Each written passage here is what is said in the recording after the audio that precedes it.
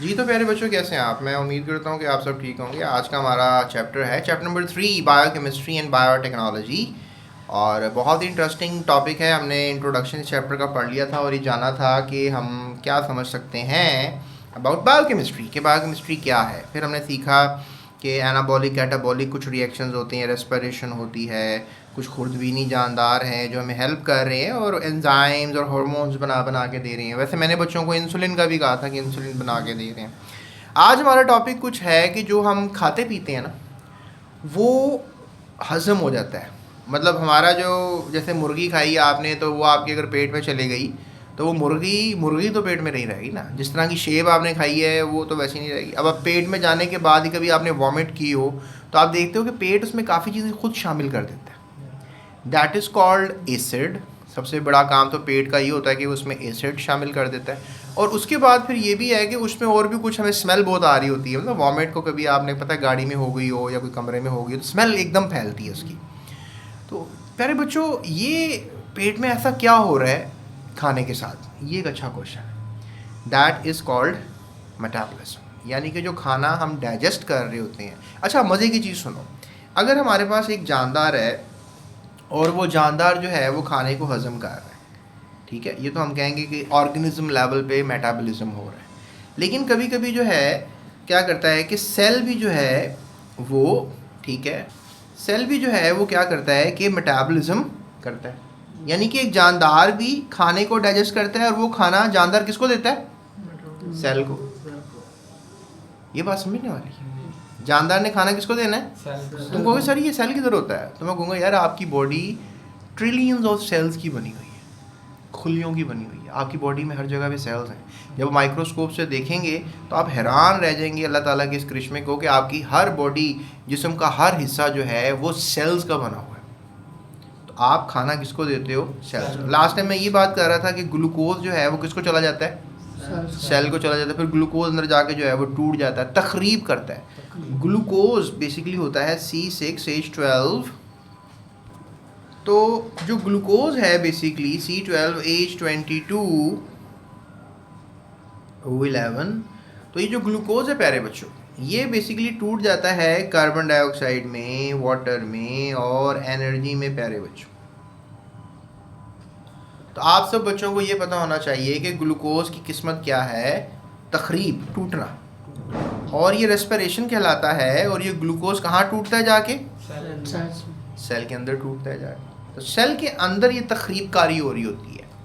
अच्छा, आप तुम कहोगे सर क्या सेल के अंदर सिर्फ चीज़ें टूटती ही हैं, क्या जुड़ती नहीं है? तो मैं कहूँगा हाँ, सेल के अंदर जो है कभी कभी चीज़ें जुड़ती भी हैं। यानी ये छोटे पार्टिकल्स मिलकर जो हैं बड़े बड़े पार्टिकल्स भी बना देते हैं, जिस तरह की फैट्स, प्रोटीन्स, लिपिड्स। ये सब चीज़ें सेल के अंदर बनती भी हैं। और फिर बन बन के जिस तरह आपके पेट में चर्बी जमा हो जाती है। कुछ आपने लोगों के पेट देखे हो ना, बहुत बड़े हो जाते हैं, ज़रा आगे से बहुत ज़्यादा बाहर आ जाते हैं। तो ये क्यों आते हैं? क्योंकि ये जो सेल्स होते हैं they are called the adipo sales.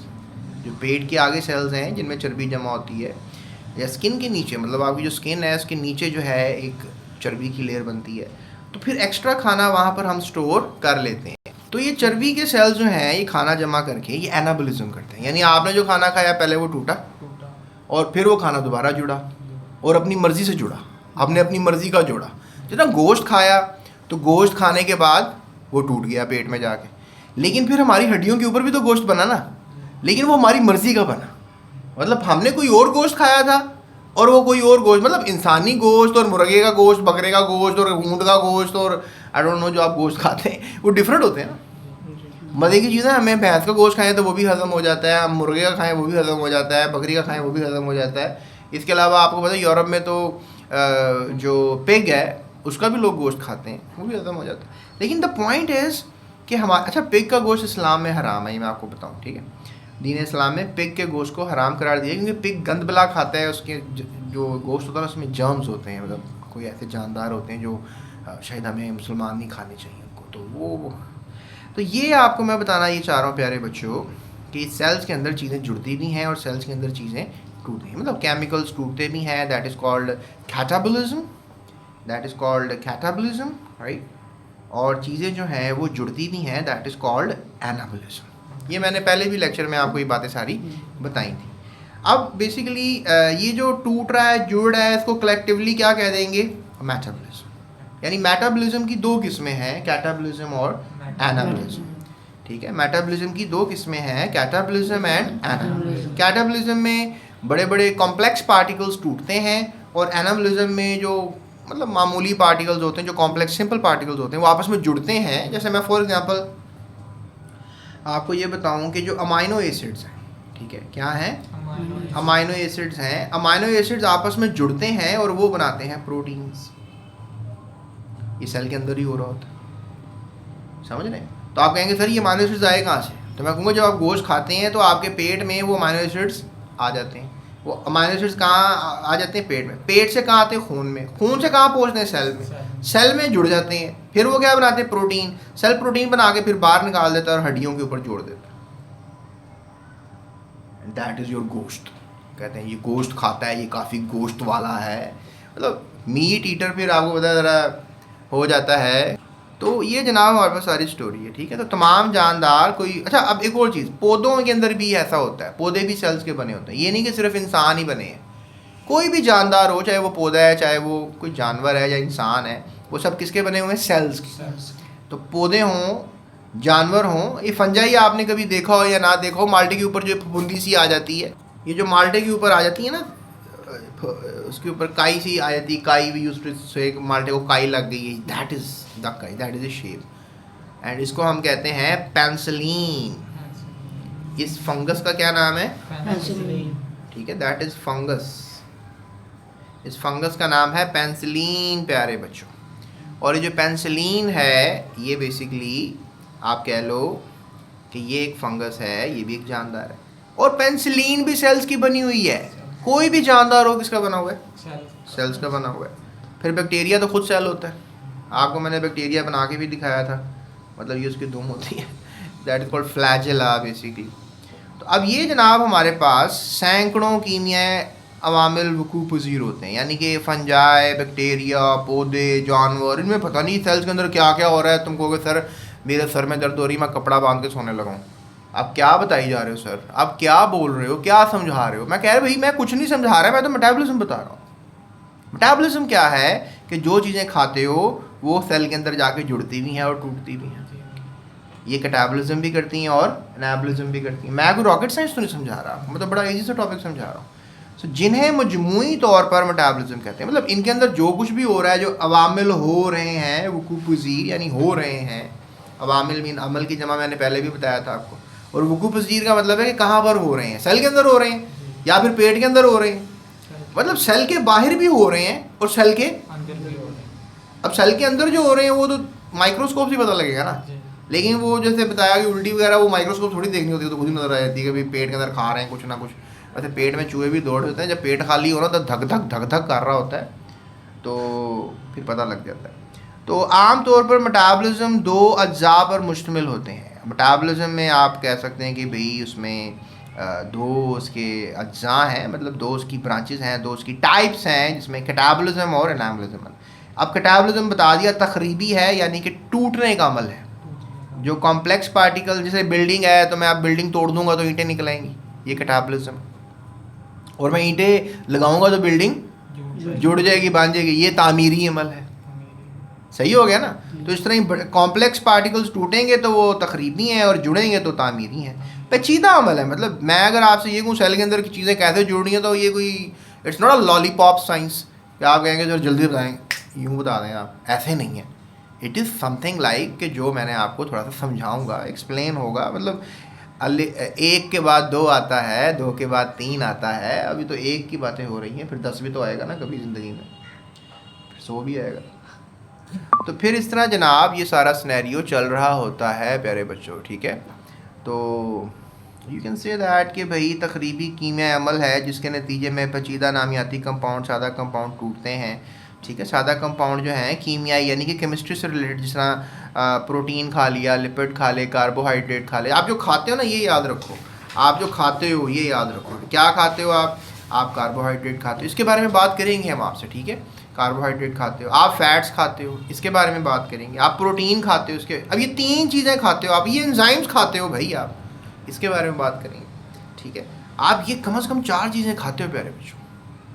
क्या क्या खाते हो आप कहोगे सर बताओ हम रोटी खा रहे हैं तो क्या खा रहे हैं, तो मैं कहूँगा भाई आप रोटी के अंदर आपको कार्बोहाइड्रेट्स भी मिलेंगे, फैट्स भी मिलेंगे और प्रोटीन। सर नहीं मेरा तो अभी मूड हो रहा है, मैं ठेले वाले से जूस पिया है सर मैंने, अब मैं क्या खा रहा हूँ सर। मैं कहूँगा यार तू कार्बोहाइड्रेट खा रहा है भाई। और नहीं सर नहीं मेरा तो दिल कर रहा है कि मेरा तो पिज़्ज़ा खाने को दिल कर रहा है सर, मैं तो पिज़्ज़ा खा रहा हूँ। तो मैं कहूँगा भाई तो रोटी खा रहा है तो कार्बोहाइड्रेट, फैट्स, प्रोटीन तीनों है इसके अंदर, एंजाइम्स भी हैं रोटी में। उसके बाद उसके ऊपर तूने चीज़ लगाई हुई है, तो चीज़ फंगस से बनती है या दूध से बनती है, तो दूध कार्बोहाइड्रेट में, दूध में फैट्स बहुत होते हैं। फिर तो कह रहा है सर ऊपर बोटियाँ भी हैं, तो मैं कहूँगा बोटियाँ सारी प्रोटीन होती हैं, गोश्त होता है। मतलब हम सब चीज़ें मिल मिला के खा रहे हैं, और फिर अंदर बॉडी में जाने के बाद धबड़धूम क्या है, दैट इज़ मेटाबॉलिज्म। टूट फूट का शिकार हो रही हैं चीज़ें, और बहुत कुछ हो रहा है भाई, दुनिया में बहुत कुछ हो रहा है भाई, हमें तो पता ही नहीं है दुनिया में क्या क्या हो रहा है, आज थोड़ा बहुत पता लग रहा है। तो इस अमल के नतीजे में एनर्जी का अखराज होता है। हाँ ये बात हुई ना मज़े की, जब भी ये रिएक्शंस होते हैं आपकी बॉडी गर्म रहती है, यानी कि एनर्जी निकल रही है। जिस तरह पेट्रोल जलता है तो गाड़ी का इंजन गर्म होता है, यानी पेट्रोल में एनर्जी थी और जो जला एनर्जी निकली। इस तरह ही फूड में क्या है, गर्मी है, एनर्जी है। जब खाओगे डाइजेस्ट होगा, मेटाबॉलिज्म होगा, एनर्जी निकलेगी। अगर नहीं खाओगे तो फिर ठंडे पड़ जाओगे ना। सो ये एनर्जी जानदारों के बहुत से काम करने, अफ़ाल फेल की जमा है। अफ़ाल किसकी जमा है, फेल की। तो बहुत से काम करने के लिए, अंजाम देने के लिए इस्तेमाल होती है। अब कैटाबॉलिज्म तो पता लग गया आपको, ये एनाबॉलिज्म जो है किसके बारे में बात की अभी हमने, कैटाबॉलिज्म के बारे में। तो कैटाबॉलिक तामुलात यानी रिएक्शंस की बात हो रही है कि नतीजे में कार्बोहाइड्रेट, प्रोटीन, लिपिड जो है मुख्तलिफ एंजाइम की मौजूदगी में ऑक्सीडेशन होती है। यानी कि कैटाबॉलिक में क्या होता है कि जब चीज़ें टूटनी होती हैं तो कार्बोहाइड्रेट टूटते हैं, प्रोटीन टूटते हैं, लिपिड टूटते हैं, और किसकी मौजूदगी में टूटते हैं, एंजाइम्स की मौजूदगी में टूटते हैं। एंजाइम्स होंगे तो इनको तोड़ पाएंगे। अब अगर आप बड़े ही सियाने हो तो मुझे बताओ कार्बोहाइड्रेट जो तोड़ते हैं वो कौन से एंजाइम्स हैं। अगर आप बहुत ही सियाने तो बताओ जो प्रोटीन्स तोड़ते हैं वो एंजाइम्स कौन से। देखो ना, अगर तुमने खड्डा करना है तो बेलचा चाहिए, खड्डा तो हो गया लेकिन किया तो बेलचे ने ना, तो बेलचा एंजाइम हुआ ना। तो अगर कोई चीज़ टूटी है तो जादू से टूट गई है, किसी ना किसी चीज़ ने तोड़ी होगी, तो वो तोड़ने वाली चीज़ क्या है, ये भी प्रोटीन होता है, प्रोटीन ही तोड़ होते हैं, ये भी एक मज़े की चीज़ है। सो इस तरह होता है। और इस अमल को ऑक्सीडेशन भी कह सकते हैं आप। सो कंपाउंड मरहलावार टूटते हैं और छोटे छोटे से पैकेटों की शक्ल में एनर्जी खारिज करते हैं। हाँ ये भी मज़े की चीज़ है कि थोड़े छोटे से एनर्जी पैकेट की शक्ल में निकलती है। तो एनाबॉलिक एक तामीरी कीम है। फिर वही बात आ जाती है, हम कैटाबॉलिक पढ़ चुके हैं, और ये एनाबॉलिक सबसे बड़ा सवाल ही आज का ये है कि मेटाबॉलिज्म क्या है, एनाबॉलिक रिएक्शंस क्या होते हैं, कैटाबॉलिक रिएक्शंस क्या होते हैं। सो कार्बोहाइड्रेट्स पौधों के बनता है एक मिसाल में, जिसमें सूरज की रोशनी से कार्बन डाइऑक्साइड और पानी को इस्तेमाल किया जाता है। सबसे बड़ा रिएक्शन तो ये जो पत्ते के अंदर हो रहा था वो है, कार्बन डाइऑक्साइड और पानी आपस में मिलते हैं और फिर बनते हैं ग्लूकोज C6H12O6। ये है फोटोसिंथेटिक प्रोसेस। इसमें आपको क्लोरोफिल चाहिए, सनलाइट चाहिए, दो चीज़ें भी चाहिए आपको, ठीक है ना। तो फिर ये क्या है, तामीरी A और B आपस में मिलकर क्या बना रहे हैं, C। और टेक्निकली एक और चीज़ बनती है, दैट इज ऑक्सीजन, जो हम पौधों से लेते हैं। पौधों के नीचे दिन में बैठते हैं ना तो कितना फ्रेश महसूस करते हैं, क्योंकि उससे ऑक्सीजन रिलीज़ हो रही होती है। इस अमल को क्या कहते हैं, फोटोसिंथेसिस। इस अमल को कार्बन डाइऑक्साइड वाटर के मिलना पत्ते के अंदर और ग्लूकोज और ऑक्सीजन का बनाना, इसको क्या कहते हैं, एनाबॉलिज्म। एक एनाबॉलिक रिएक्शन है, ये फोटोसिंथेटिक प्रोसेस है। इस रिएक्शन का नाम फोटोसिंथेसिस है। ये जो रिएक्शन हो रहा है उसका नाम एनाबॉलिज्म है। एनाबॉलिक एनर्जी इस्तेमाल करने, एनर्जी इस्तेमाल करते हैं, ये दोनों को मिलाने में एनर्जी, सनलाइट चाहिए, सनलाइट होगी तो ये दोनों मिलेंगे आपस में। अब कार्बन डाइऑक्साइड पौधा हवा से खींच लेता है, पानी ज़मीन से खींच लेता है, दोनों को भी पत्ते के अंदर मिलाता है और ग्लूकोज बनाता है। पत्ते का जूस होता है ना, उसमें ग्लूकोज होती है, पत्ते के जूस को स्टार्च कर, ग्रीन कलर की जो होती है। तो प्यारे बच्चों, और कैटाबॉलिक एनर्जी खारिज करने वाले मामले हैं, ये एनर्जी खारिज और एनर्जी का इस्तेमाल, ये बातें फिर इंशाल्लाह आगे करूँगा मैं आपसे दोबारा।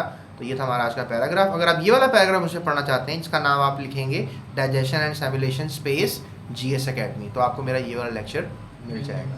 सो अगर हमारा एक और चैनल है जिसका नाम है GS अकेडमी G9, आप वहाँ पर भी वीडियोज़ को देख सकते हैं। So that's it, thank you so much. अपना ख्याल रखिएगा और इस चैनल का जाते सब्सक्राइब कीजिएगा। और डिस्क्रिप्शन में जो है मैंने पेपर बना दिया है, अब वहाँ से सारा पेपर इसका ले सकते हैं। इसका टॉपिक के क्वेश्चन आंसर्स, MCQs और लॉन्ग वहाँ पर आपको मिलेंगे, राइट।